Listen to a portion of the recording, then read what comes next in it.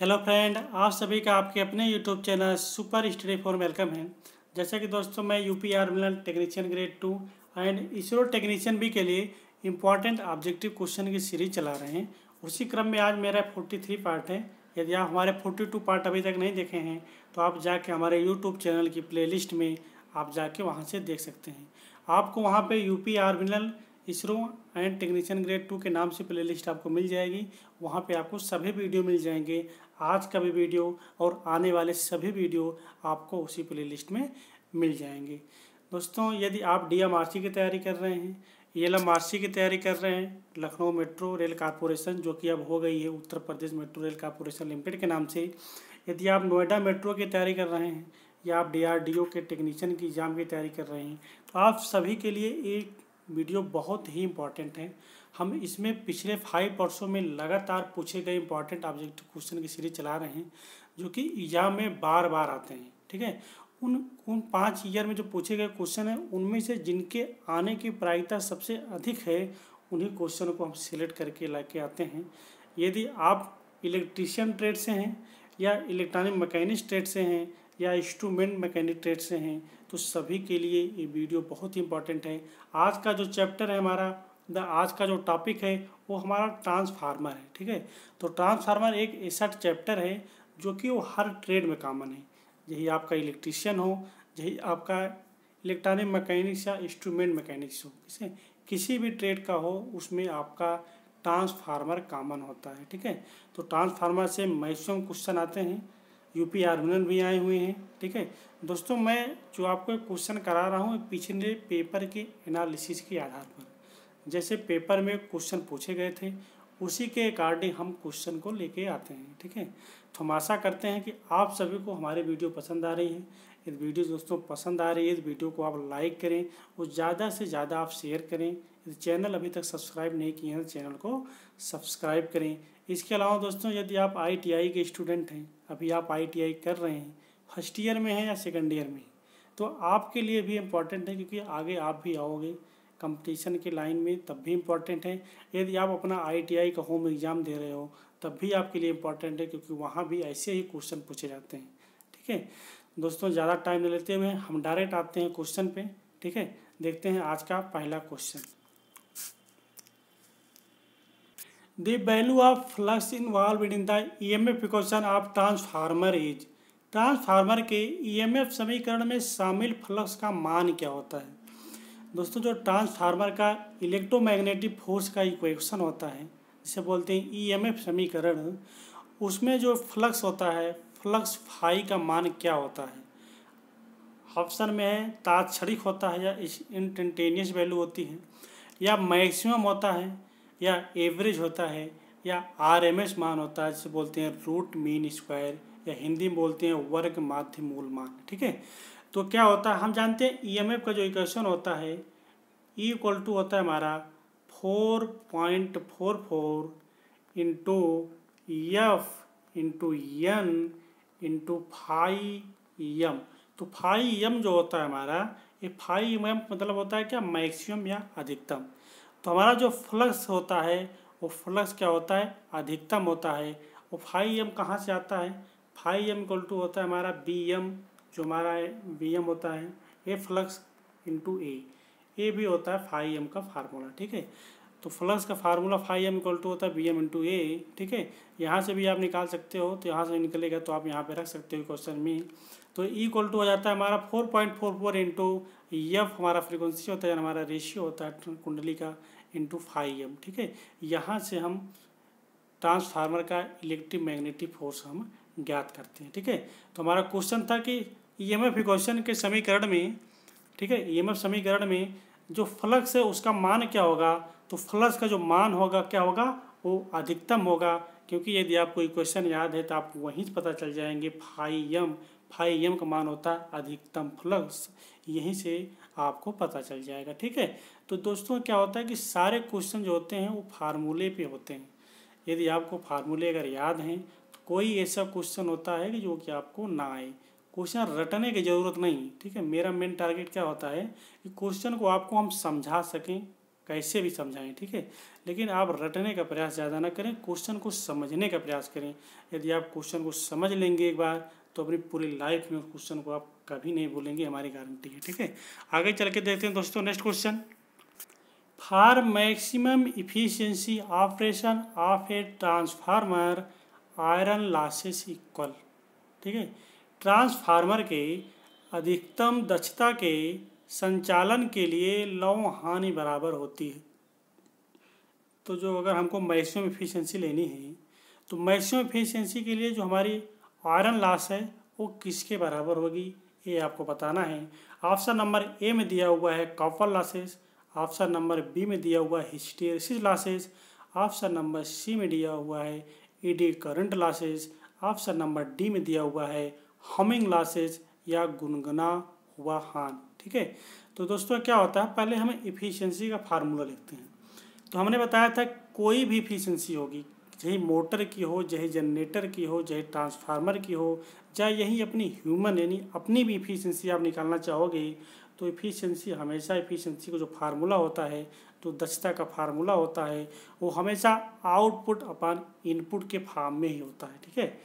Output upon input, ठीक है। Output को हम बोलते हैं निर्गत, इनपुट को बोलते हैं हम निवेश। तो आउटपुट हमारा निकलता कहाँ से है, आउटपुट हमारा निकलता वहीं से है जहाँ से हम इनपुट देते हैं। इनपुट में जो थोड़ा बहुत लॉस होता है वो लॉस मतलब कि जो हमारा आउटपुट निकलता है दोस्तों, इसका देखिए, इसको फिर से लिख सकते हैं हम कि इनपुट माइनस लॉस, मतलब जो लॉस हुई इनपुट में, input minus loss upon input. तो हम इफिशियंसी का फार्मूला ये भी लिख सकते हैं, क्योंकि हमने जो इनपुट दिया उस इनपुट में, क्योंकि किसी भी ट्रांसफार्मर की जो इफिशियंसी होती है वो 100% नहीं होती है, ठीक है। वो माना जाता है कि 99% हो सकती है, 95% हो सकती है, 98% हो सकती है, या किसी की भी इफिशियंसी हो 100% नहीं हो सकती है। क्योंकि आइडियल में मान के चलते हैं कि आइडियल में 100% है, लेकिन जो प्रैक्टिकली होती है थोड़ा थोड़ा लॉसेस ज़रूर होता है। तो हम जो इनपुट देते हैं तो आउटपुट में हमको वही नहीं मिलता, ठीक है। तो आउटपुट जो मिलता है इनपुट से थोड़ा सा कम मिलता है। तो इनपुट माइनस जो कम होता है वो हमारी क्या होती है, हमारी लॉस होती है, हमारी क्षति होती है। तो input minus loss upon input, यही हमारी इफिशियंसी होती है, ठीक है। तो हमारा जो लॉस होता है, हम जानते हैं कि ट्रांसफार्मर में कौन सी लॉसें होती हैं। ट्रांसफार्मर में हमारे 2 प्रकार की लॉसें होती हैं, ठीक है। जो लॉस होती है हमारी 2 प्रकार की लॉस होती है, एक होती है आयरन लॉस और एक होती है हमारी कॉपर लॉस, ठीक है। क्या होती है, एक आयरन लॉस होती है और एक कॉपर लॉस होती है। और इस आयरन लॉस को हम 2 भागों में बांटते हैं। एक तो होती है हिस्टेरिसिस लॉसेस, ठीक है, ये मैं लिख दे रहा हूँ नीचे, ठीक है। एक होती है हिस्टेरिसिस लॉसेस और एक होती है ईडी करंट लॉसेस, ठीक है। एक होती है हिस्टेरिसिस लॉसेस और एक होती है ईडी करंट लॉसेस। देखो दोस्तों, जो हमारा आयरन लॉसेस होती है ये हमारी क्या होती है, ये फिक्स लॉस होती है, स्थिर लॉस होती है, कांस्टेंट लॉस होती है, ठीक है, ये परिवर्तित नहीं होती है। लेकिन जो हमारी कॉपर लॉस होती है ये लॉस हमारी वेरिएबल लॉस होती है, ये चेंज हो जाती है, ठीक है। तो हमारे जो आयरन लॉस होती है, आयरन लॉस में होता है कि हिस्टेरिसिस लॉस, ये हिस्टेरिसिस लॉस कहाँ से जनरेट होती है। तो हिस्टेरिसिस लॉस जो होती है हमारी जो आयरन की जो हमारी कोर होती है, ठीक है, क्योंकि हमारे ट्रांसफार्मर की जो कोर होती है वो आयरन की होती है, जो बोलते हैं उसे सिलिकॉन स्टील, ठीक है। जब हम उसको कोर को हम सिलिकॉन स्टील का बनाते हैं, ठीक है, जब हम कोर को सिलिकॉन स्टील का बनाते हैं तो हमारी हिस्टेरिसिस लॉस कम हो जाती है। क्या होती है, हिस्टेरिसिस लॉस कम हो जाती है। हिस्टेरिसिस लॉस को कम करने के लिए हम कोर को सिलिकॉन स्टील का बनाते हैं। बहुत इंपॉर्टेंट क्वेश्चन है, कई बार एग्जाम में आया है, वो बार बार पूछा जाता है, ठीक है। तो कि हिस्टेरिसिस लॉस को हम कम करने के लिए क्या करते हैं, तो हिस्टेरिसिस लॉस को हम कम करने के लिए कोर को हम सिलिकॉन स्टील का बनाते हैं। इसके अलावा हमारा ईडी करंट लॉसेस होती है, तो ईडी करंट लॉसेस को हम कम करने के लिए, हम कम करने के लिए हम उसे कोर को क्या करते हैं, लेमिनेट करते हैं। लेमिनेट होता है क्या, वार्निशिंग जिसे बोलते हैं, वार्निश करना ही हमारा लेमिनेशन होता है। जब उसे हम लेमिनेट कर लेते हैं तो हमारी एडी करंट लॉसेस कम हो जाती है।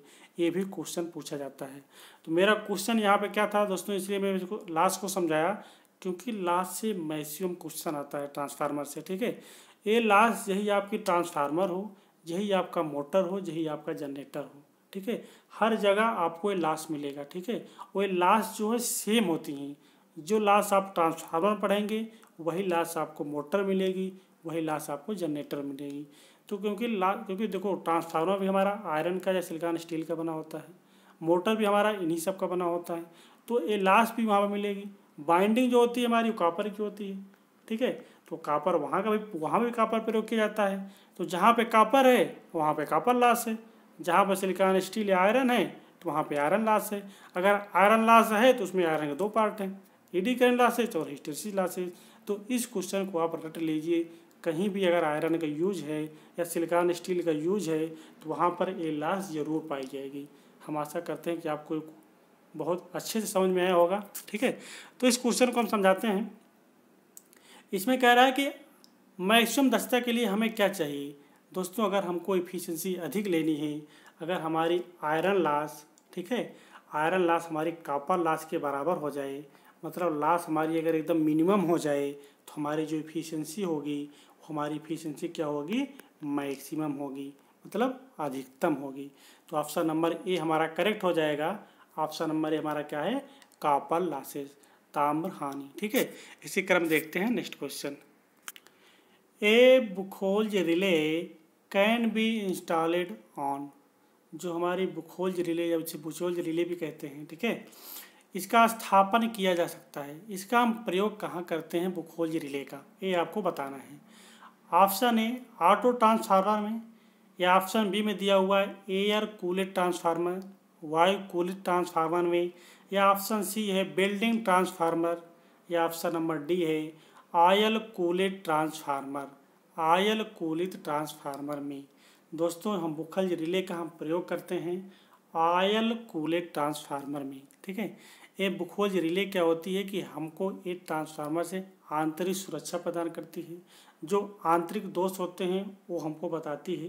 ठीक है, और बुखोल्ज रिले का हम प्रयोग कहाँ करते हैं, बुखोल्ज रिले का प्रयोग हम ट्रांसफार्मर का जो टैंक होता है, ट्रांसफार्मर टैंक और उसमें जो कंजर्वेटर लगा होता है, ट्रांसफार्मर टैंक और कंजर्वेटर के बीच में हम बुखोल्ज रिले का प्रयोग करते हैं।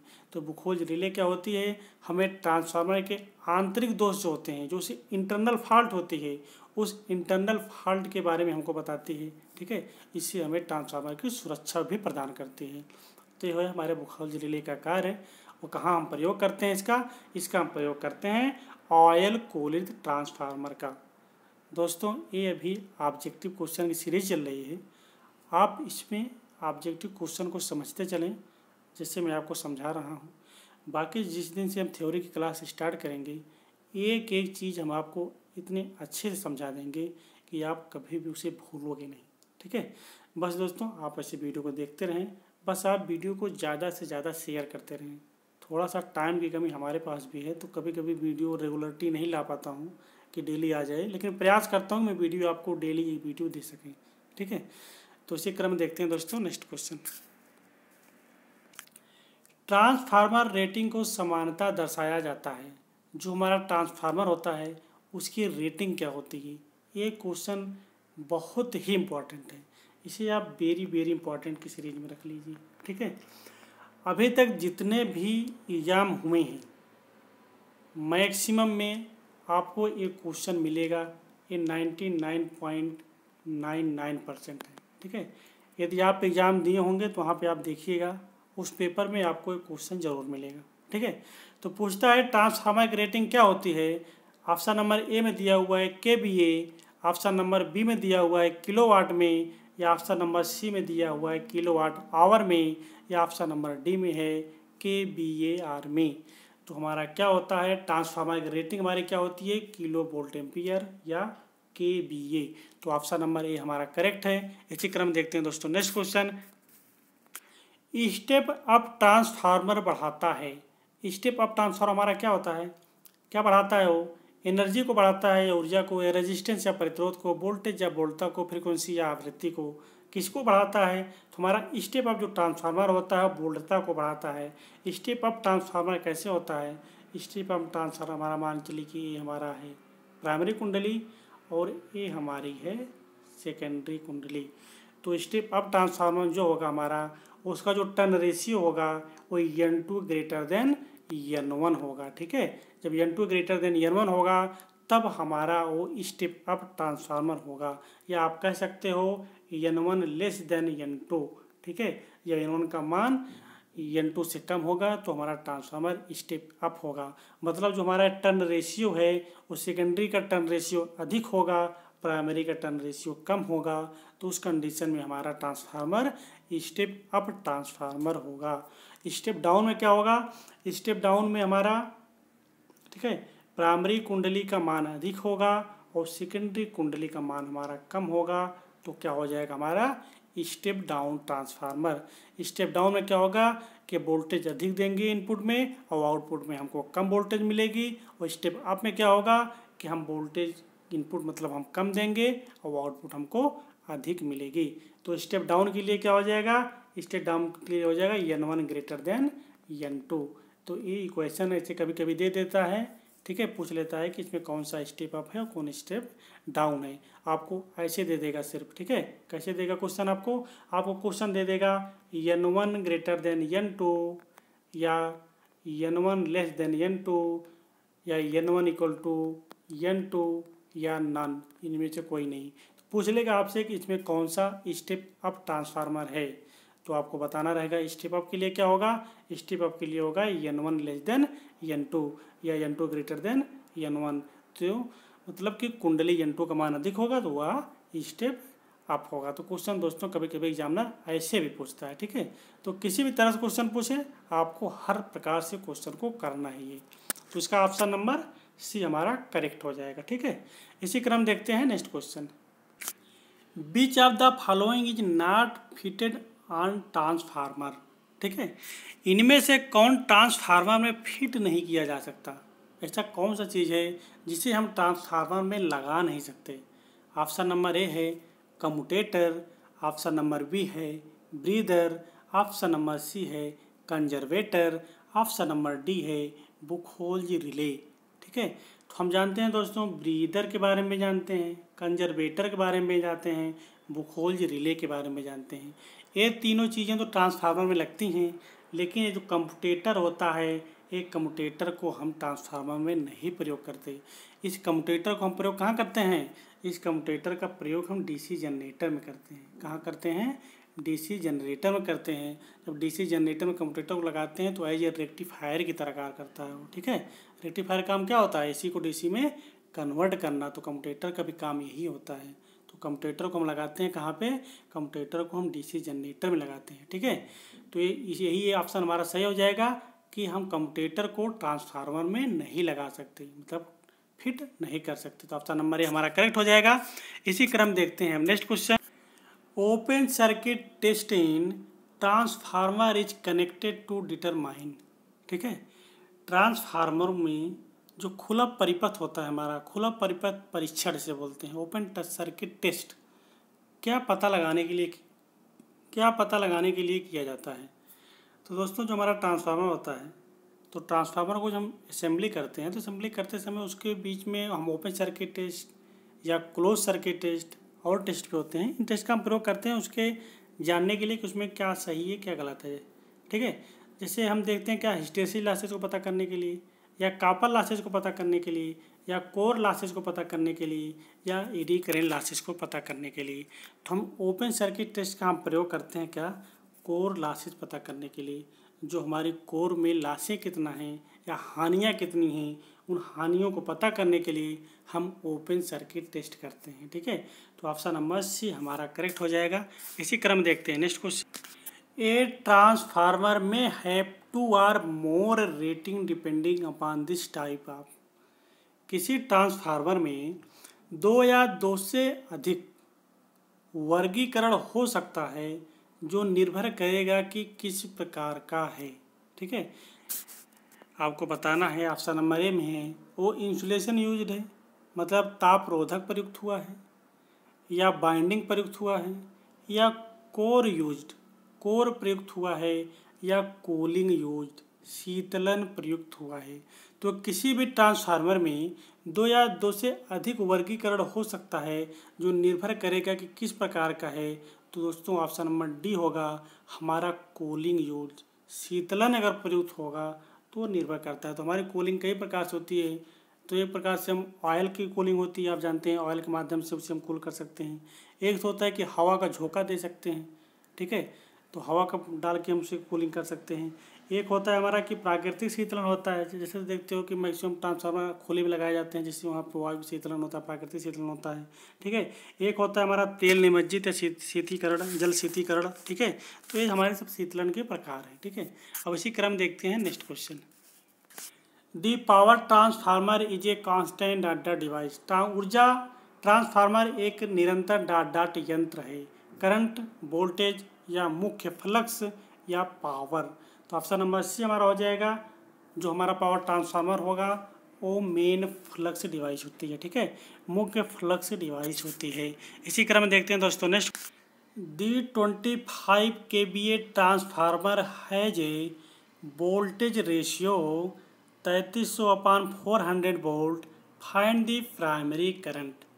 आपको प्राइमरी करंट बतानी है, पावर दिया हुआ है और वोल्टेज का रेशियो दिया हुआ है। तो हमने कल बताया था दोस्तों, अगर वोल्टेज का रेशियो या टर्न रेशियो दिया होता है तो हमारा किस अनुपात में होता है, वो V1/V2 के अनुपात में होता है। तो हमारा V1/V2 इक्वल टू दिया हुआ है 3300/400, ठीक है। तो V1 की वैल्यू हमारी क्या हो जाएगी, V1 इक्वल टू हो जाएगा 3300 वोल्ट, ठीक है। V1 इक्वल टू 3300 वोल्ट और V2 इक्वल टू 400 वोल्ट। इसके अलावा हमें पावर दी गई है, P इक्वल टू दिया हुआ है 25 kVA, ठीक है। वाटेज क्षमता इसकी जो है 25 kVA है। तो हम निकाल सकते हैं करंट का मान, क्योंकि करंट का मान निकालने का फार्मूला हम जानते हैं, P इक्वल टू क्या होता है, V इंटू आई होता है। तो हम I इक्वल टू अगर हम ज्ञात करेंगे तो I इक्वल टू क्या हो जाएगा, P/V। तो हमें P का मान दिया हुआ है कितना, 25 kVA, ठीक है। तो 25 इंटू K का मान होता है 10⁻3, ठीक है, अपान वोल्टेज दिया हुआ है हमें इनपुट वोल्टेज। दोस्तों जो कि हमको अगर निकालना है प्राइमरी करंट तो हम प्राइमरी वोल्टेज का प्रयोग करेंगे, ठीक है। तो प्राइमरी वोल्टेज हमारी कितनी है, 3300 वोल्ट है। अब 2 जीरो से 2 जीरो कट जाएगा, ठीक है। हमारे पास बचेगा कितना, हमारे पास बचेगा 250/33, ठीक है। अब 250 को अगर हम 33 से भाग दें तो कितनी बार जा रहा है, 3 सत्ते 21, लगभग 7 बार जा रहा है। तो हम देखते हैं ऐसा कोई ऑप्शन 7 दिख रहा है। तो इस तरह हमको दो ऑप्शन मिल रहे हैं, एक तो 75.8 है, एक है 7.58।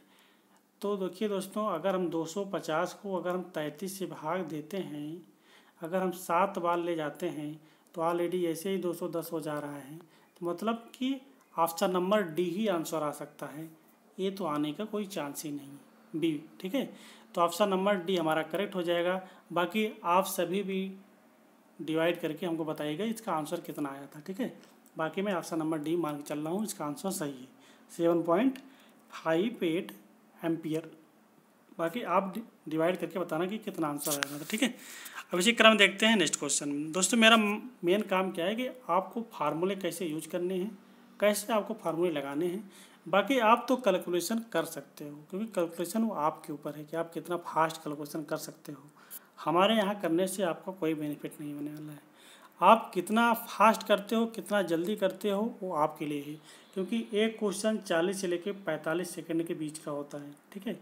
इतने टाइम में अगर आप क्वेश्चन करेंगे तब आप जाके पूरा क्वेश्चन अटैम्प्ट कर पाएंगे। 200 क्वेश्चन आता है यूपीआरएनएल में, ठीक है। 200 क्वेश्चन के लिए 3 घंटा होता है, 180 मिनट में आपको 200 क्वेश्चन करना रहेगा। तो एक क्वेश्चन का जो एवरेज आता है ऐसे ही आता है 40, 45, 50 सेकंड का। तो आदमी तो 50 सेकंड पढ़ने में लगा देता है, तो आप समझ सकते हो कि कितना फास्ट करना पड़ेगा तब जाकर क्वेश्चन हो पाता है। तो आपकी कैलकुलेशन के ऊपर निर्भर करता है। इस वीडियो पसंद आ रही है तो वीडियो को लाइक करें, शेयर करें। यदि चैनल को सब्सक्राइब नहीं किए हैं तो चैनल को सब्सक्राइब जरूर करें। ठीक है, इसी क्रम देखते हैं next question. The core in a large power transformer is unit of. बड़े ऊर्जा ट्रांसफार्मर में कोर एक इकाई है। कोर क्या है? मिल्ड स्टील का, मतलब कोर जो हमारी बनी होती है बड़े ट्रांसफार्मर वो मृदु स्टील की होती है, या फायराइट की होती है, या कास्ट आयरन जिसे बोलते हैं ढलवा लोहे की होती है, या सिलिकॉन स्टील, ठीक है, या सिलिकॉन इस्पात की होती है।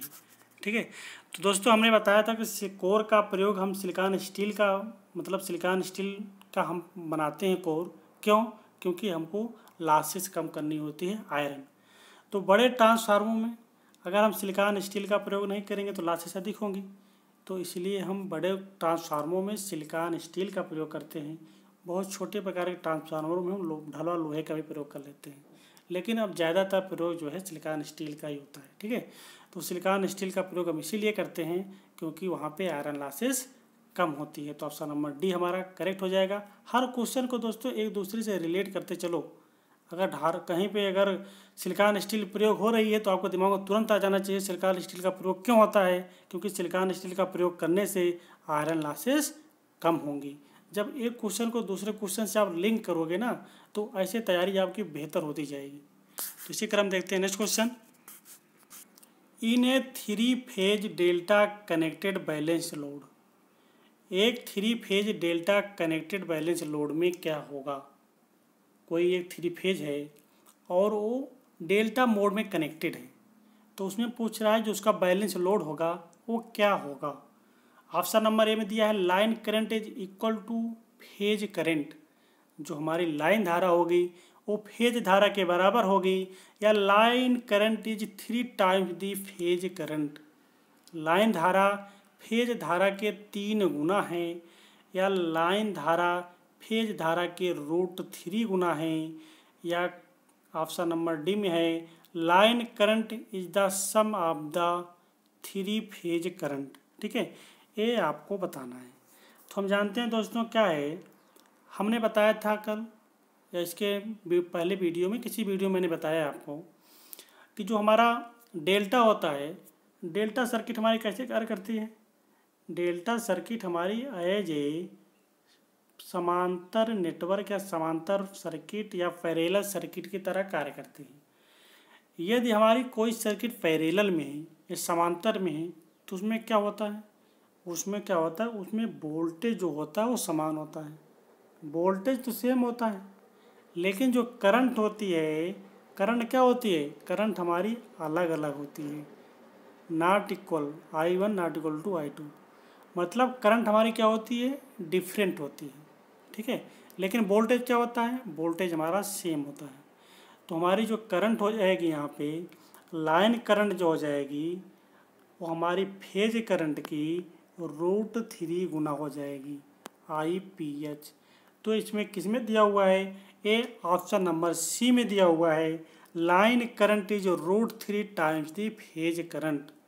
तो ऑप्शन सी हमारा करेक्ट हो जाएगा। ठीक है, इसी क्रम में देखते हैं दोस्तों next question. In A power transformer the fundamental frequency of the हम एराइजिंग ड्यू टू मैग्नेटोट्रैक्शन इज। ठीक है, मैग्नेटोट्रांसट्रैक्शन इज। ठीक है, तो पावर ट्रांसफार्मर में चुंबक बोधन के कारण उत्पन्न होने वाली हम आप समझते हैं क्या होता है, हम मतलब होता है बूमिंग या वाइब्रेशन। ठीक है, कि फंडामेंटल आवृत्ति क्या होती है, लाइन आवृत्ति के बराबर होती है, या लाइन आवृत्ति के 2 गुना होती है, या लाइन आवृत्ति के 4 गुना होती है, या लाइन आवृत्ति से संबंधित नहीं है। तो जो हमारी ये फ्रीक्वेंसी उत्पन्न होती है, ये फ्रीक्वेंसी हमारी लाइन फ्रीक्वेंसी से 2 गुना होती है। ठीक है, लाइन फ्रीक्वेंसी के डबल होती है। ऑप्शन नंबर बी हमारा करेक्ट है।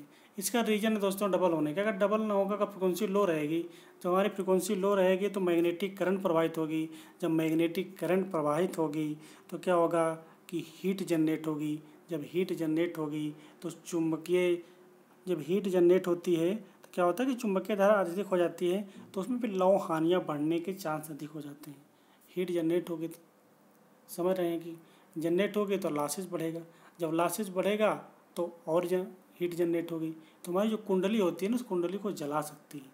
तो इसीलिए लाइन फ्रिक्वेंसी हमारी डबल रहती है। लाइन फ्रिक्वेंसी की हमारी जो हमारी चुंबकीय फ्रिक्वेंसी होती है, मैग्नेटिक फ्रिक्वेंसी होती है, हमारी क्या होती है वो डबल होती है लाइन फ्रिक्वेंसी की।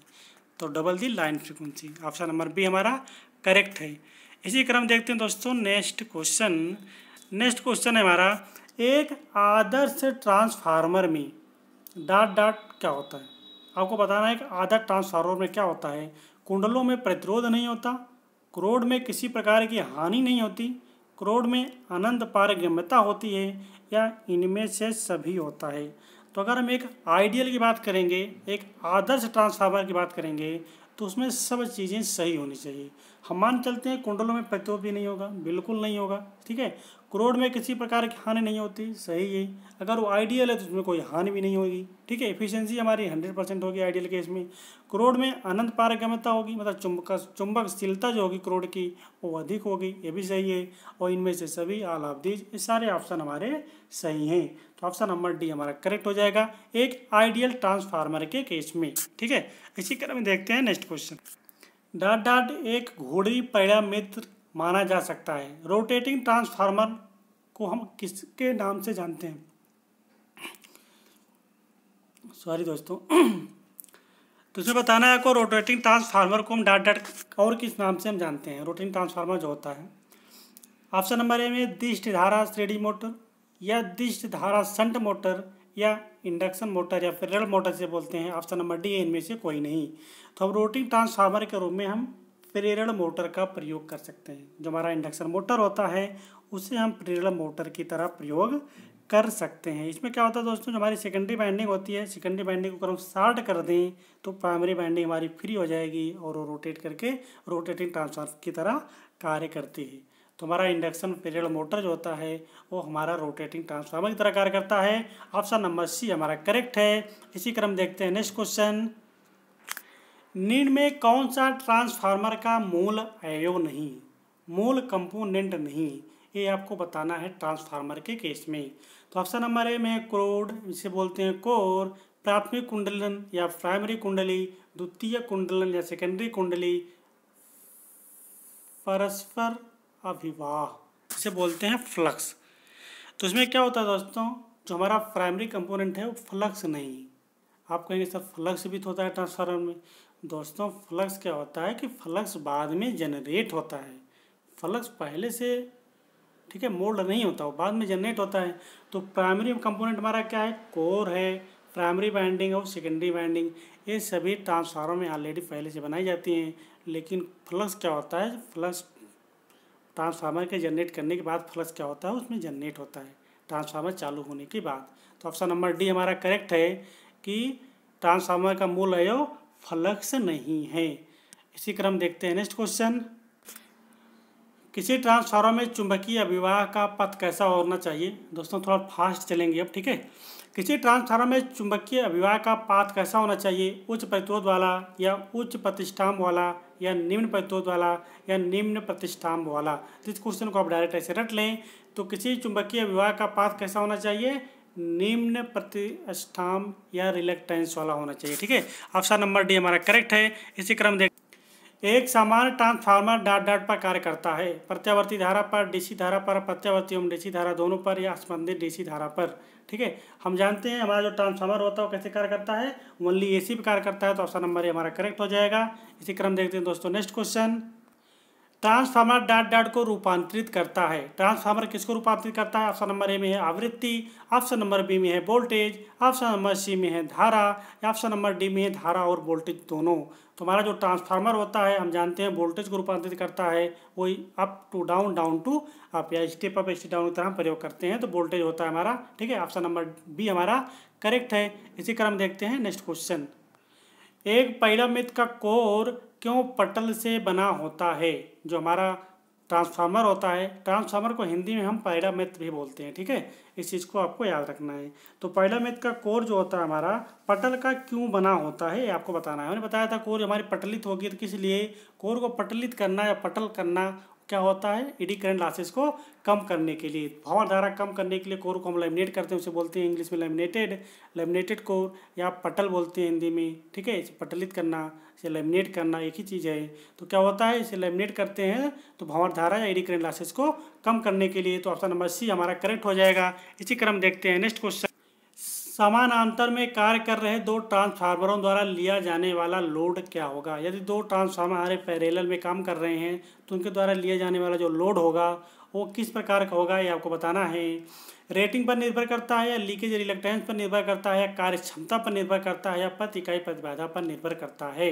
तो समानांतर में अगर कोई ट्रांसफार्मर, हमारे दो ट्रांसफार्मर कार्य कर रहे हैं तो किस पर निर्भर करेगा, उनकी रेटिंग पर निर्भर करेगा। हम रेटिंग ट्रांसफार्मर किस में देते हैं, ट्रांसफार्मर की रेटिंग KVA में देते हैं। किस में देते हैं, KVA में देते हैं। बहुत इंपॉर्टेंट क्वेश्चन पूछा जाता है बार बार। ठीक है, तो आपको याद रखना है ट्रांसफार्मर की रेटिंग क्या होती है, KVA होती है। 1 नंबर फ्री का है, इसको याद रखना, 100% आपको एग्जाम में मिलेगा।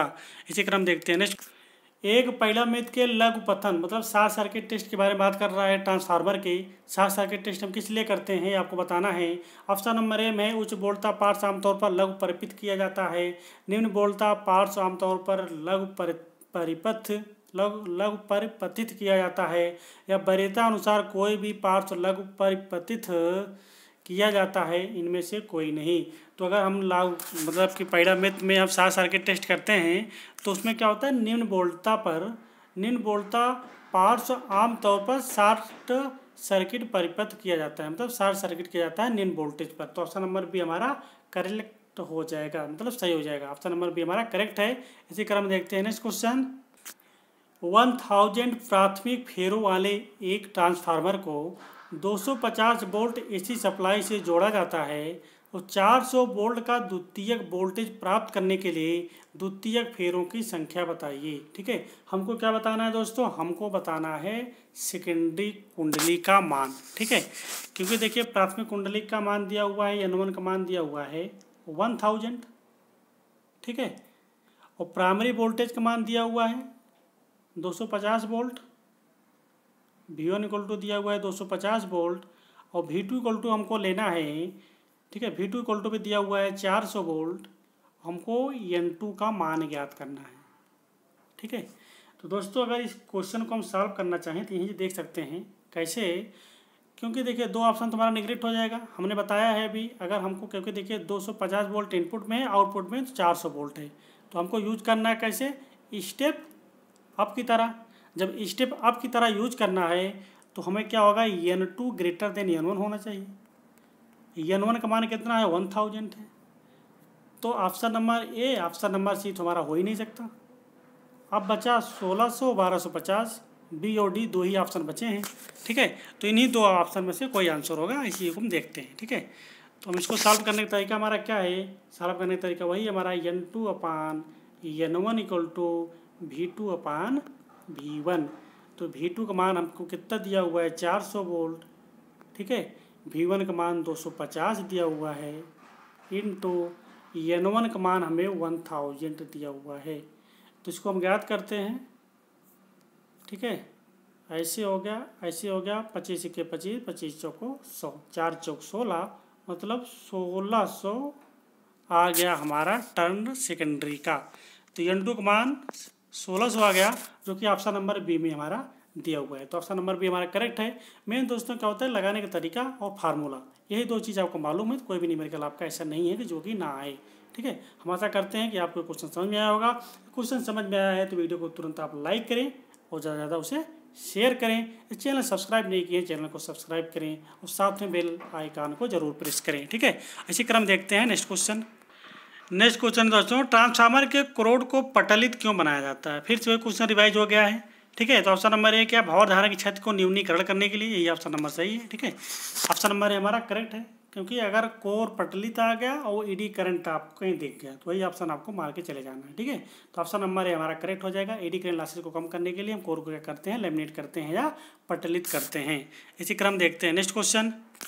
दोस्तों एक क्वेश्चन वीडियो का लास्ट क्वेश्चन था। ठीक है, हम आशा करते हैं कि आप सभी को ये वीडियो बहुत ही पसंद आई होगी।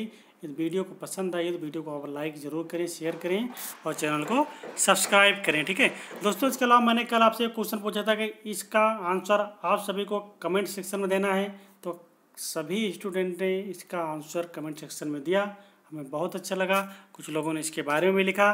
ठीक है, तो जैसे कि आंसर देने वालों में, ठीक है, समय सैनी, अखिल मौर्य जी, हबीब खान जी, ठीक है, हेमंत वर्मा जी, इसके अलावा और भी स्टूडेंट हैं दोस्तों, सबका नाम याद नहीं रहता। ठीक है, धीरे धीरे आप सभी का नाम याद हो जाएगा। ठीक है, तो आप सभी ऐसे कंटिन्यू आंसर देते रहें। ठीक है, तो ऑटो ट्रांसफार्मर क्या होता है हमारा? ऑटो ट्रांसफार्मर क्या होता है कि वन बाइंडिंग, एक कुंडली होती है उसमें, और यह सेल्फ इंडक्शन के सिद्धांत पर कार्य करता है। किसके सिद्धांत पर? सेल्फ इंडक्शन के सिद्धांत पर कार्य करता है। ऑटो ट्रांसफार्मर में एक चीज़ और होती है दोस्तों, उसमें टैप चेंजिंग होती है। ठीक है, क्या होता है? टैप चेंजर लगा होता है। ये जो हमारा टैप चेंजर होता है इसे बोलते हैं टैप चेंजर। ठीक है, तो इसी टैप चेंजर के माध्यम से हम इसे अप या डाउन की तरह हम प्रयोग करते हैं। अगर हमको अप वोल्टेज को अधिक लेना है तो कुंडली का जो हमारा ये रेशियो होता है N1 N2, इसको हम जानते हैं। अगर आपकी तरह यूज़ करना है तो N2 को हमको अधिक करना पड़ेगा, N1 को हमको कम पड़ेगा। इसी टाइम चेंजर के माध्यम से इस रेशियो को हम चेंज करते रहते हैं। इसे स्टेप अप या स्टेप डाउन की तरह हम प्रयोग करते हैं। तो ये हमारा ट्रांसफार्मर ऑटो ट्रांसफार्मर था। ठीक है, तो ऑटो ट्रांसफार्मर में हमारा ऑप्शन नंबर ए हमारा करेक्ट है। अब इसी क्रम देखते हैं दोस्तों नेक्स्ट क्वेश्चन। दोस्तों आज का क्वेश्चन है आपके लिए। ठीक है, the transformer oil should have, transformer तेल में होना चाहिए। क्या होना चाहिए? हाई वोलेटिलिटी या हाई विस्कोसिटी या हाई डाई इलेक्ट्रिक स्ट्रेंथ या लो विस्कोसिटी। दोस्तों बहुत ही इंपॉर्टेंट क्वेश्चन है। ठीक है, इसका आंसर आप सभी को कमेंट सेक्शन में देना है। हम आशा करते हैं कि आप सभी इसका आंसर कमेंट सेक्शन में देंगे। ठीक है दोस्तों, ये वीडियो पसंद आया तो वीडियो को लाइक करें, शेयर करें, उस चैनल को सब्सक्राइब करें। थैंक यू दोस्तों, thanks for watching, thank you.